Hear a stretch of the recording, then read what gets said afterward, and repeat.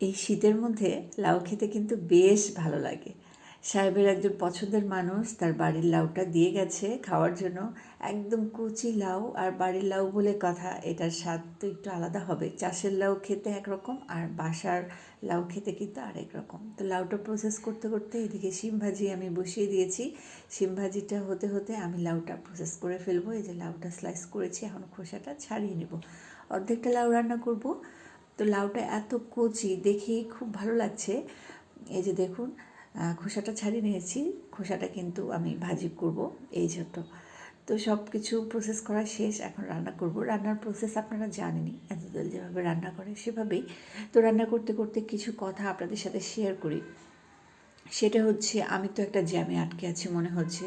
মোটামুটি সময় দেওয়ার চেষ্টা করি আমার সাধ্যমতো ফেসবুকে, কিন্তু দেখি যে কয়জন আপনারা আমার ভিডিওতে লাইক কমেন্ট করেন, কমেন্টগুলো পড়লেই আমি বুঝতে পারি আপনারা কেউই আমার ভিডিওটা দেখেন না। না দেখেই মন গড়া কিছু কমেন্ট করে দেন, কিংবা খাবারের জিনিস দেখলে দেখি ইয়াম্মি, মাই ফেভারিট, হ্যাঁ, এরকম টাইপ কমেন্ট করেন। সেটা আমার জন্য অনেক দুঃখজনক, কারণ একটা ভিডিও তৈরি করতে গেলে কিন্তু অনেকটা সময় লাগে। হ্যাঁ, নর্মালি রান্না করি সেটা আলাদা, কিন্তু রান্নার সময় প্রতিটা ভাগে ভাগে সেটা ক্যাপচার করে রাখা ফোনের মধ্যে, সেটা কিন্তু আসলে অনেক কষ্টদায়ক।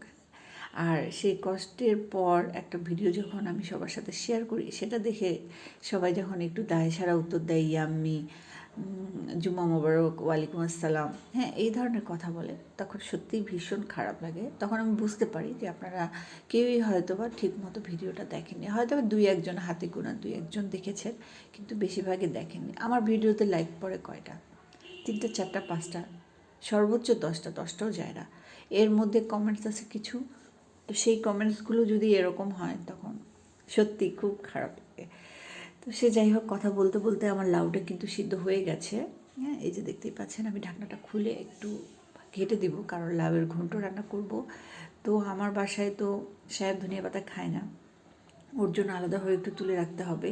লবণটা একটু টেস্ট করে দেখলাম লবণ কম হয়েছিল, আবার একটু লবণ দিয়ে দিলাম, দিয়ে আবার ভালো করে সুন্দর করে খেটে দিচ্ছি। আপনারা লাউ কীভাবে খান অবশ্যই জানাবেন। আমি মাংস দিয়েও পছন্দ করি, আবার এভাবে আলু দিয়েও খেতে বেশ লাগে আমার।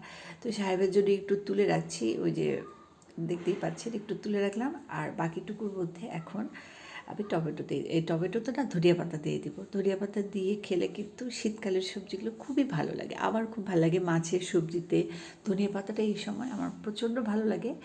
তো এই কারণে দুইভাবে রান্না করা আর কি। তো সবাই অনেক বেশি ভালো থাকুন। আমার তো রান্নাটা শেষ। লাউ রান্নাটা দেখাতে দেখাতে অনেক কথাই বললাম, সুখ দুঃখের গল্প করলাম। সবাই অনেক ভালো থাকেন। আজকের মতো বিদায় দিচ্ছি। আল্লাহ হাফেজ। আসসালাম।